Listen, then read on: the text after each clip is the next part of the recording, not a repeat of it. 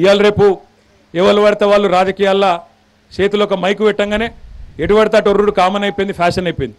ఎటు పడతాడు మాట్లాడచ్చు, పెద్దరికం చిన్నరికం చూసేది లేదు, ఏం లేదు, నోటికి వచ్చినట్టు తిట్టచ్చు. అవతలు ఉన్న ఆయన ముఖ్యమంత్రి, ఆయన వయసు 69-70 ఏండ్ల, లేదా తెలంగాణ కోసం సావు నోట్లు తలబెట్టి తీసుకొచ్చిండా లేదా, ఇదేం సోయి లేదు. ఎటు పడతాడు ఒర్రాలే, టీవీలో చూపెట్టాలి. ఇక ఎందుకంటే తెలుసు మీకు, ఇక్కడ మా టీవీలో ఉన్నారు, మరి నేను ఈ మాట అంటే చూపెడతారో లేదో కానీ ఎట్లయిపోయింది దేశం అంటే, ఇప్పుడు మనిషిని కుక్క గరిస్తే వార్త కాదు, కుక్కను మనిషి గరిస్తే వార్త.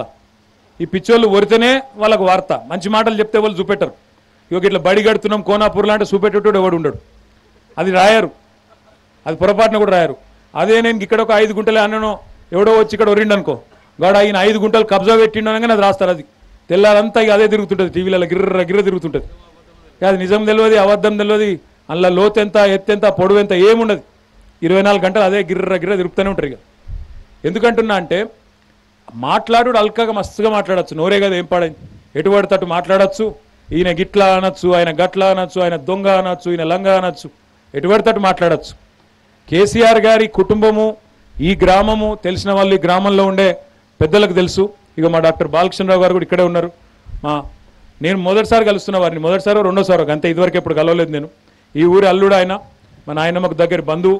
మొదటిసారి ఈరోజు నేను ఇక్కడికి వచ్చినా అంటే, ఇప్పుడు బాన్స్వాడలో ఒకసారి డాక్టర్గా పనిచేసి రిటైర్ అయ్యి గవర్నమెంట్లో ఇప్పుడు బాన్స్వాడలో ఉంటున్నారు. కోనాపూర్ అనగానే ఆయనకు కూడా ప్రాణం లేచి వచ్చినట్టు అనిపించి కలవడానికి ఇక్కడ దాకా వచ్చిండ్రు. ఎందుకు చెప్తా ఉన్నా అంటే, కేసీఆర్ గారు పుట్టినాడే ఇప్పుడే ప్రశాంత్ రెడ్డి గారు చెప్పినట్టు 100 ఎకరాలు ఆ కుటుంబానికి ఉన్న కుటుంబంలో పుట్టిండు. ఆయన కొత్తగా ఆస్తులు, కొత్తగా ఒక ఆయన అంటాడు ఫామ్ హౌస్ ముఖ్యమంత్రి అంటాడు. ఫామ్ హౌస్ ఎక్కడిది, మన ఎక్కడిది, ఆడ ఉన్నది పొలం. ఆ పొలంలో మధ్యలో ఒక ఇల్లు కట్టుకుంటే దానికి ఫామ్ హౌస్ అని పెట్టి, దానికి ఇక లేనిపోని అడ్డగోలు ప్రచారాలు. ఇక ఈ మాట అంటే బాగుండదు కానీ, ఒక వ్యవసాయ కుటుంబంలో పుట్టిన, ఒక రైతు కుటుంబంలో పుట్టిన పెద్ద ఆయన ఈరోజు మనకు ముఖ్యమంత్రిగా ఉన్నారు కాబట్టే ఇన్ని కార్యక్రమాలు రైతుల కోసం జరుగుతూ ఉన్నాయి.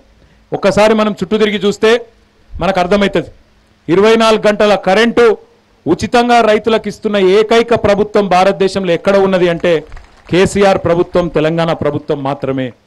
అదేవిధంగా 50,000 కోట్ల రూపాయలు, 1 రూపాయి కాదు, 2 రూపాయలు కాదు, 50,000 కోట్ల రూపాయలు మీ అకౌంట్లలో మీరు మళ్ళా వెనుకకు అట్టే అవసరం లేకుండా రైతు బంధు రూపంలో 63 లక్షల రైతన్నలకు ఇచ్చిన ఏకైక ప్రభుత్వం భారతదేశ చరిత్రలో కేసీఆర్ ప్రభుత్వం. ఎవరన్నా చేసిండ్రా? 75 ఏళ్ల స్వాతంత్రం వచ్చినాక ఒక్కసారి మీరు ఆలోచన చేయండి. ఎక్కడన్నా ఒక రైతు చచ్చిపోతే, ఎట్లా చచ్చిపోయినా, షాక్ కొట్టి చచ్చిపోయినా, గుండెపోటుతో చచ్చిపోయినా, ఆయనకు ఏమాత్రం 1 రూపాయి కట్టే అవసరం లేకుండా ఎల్ఐసీల ప్రభుత్వమే మొత్తం పైసలు కట్టి 5 లక్షల రూపాయలు దినవారం కాకముందే ఆ కుటుంబానికి అందుతున్నాయంటే అది కేసీఆర్ ప్రభుత్వం, అది రైతుల పట్ల ఆయనకున్న ప్రేమ.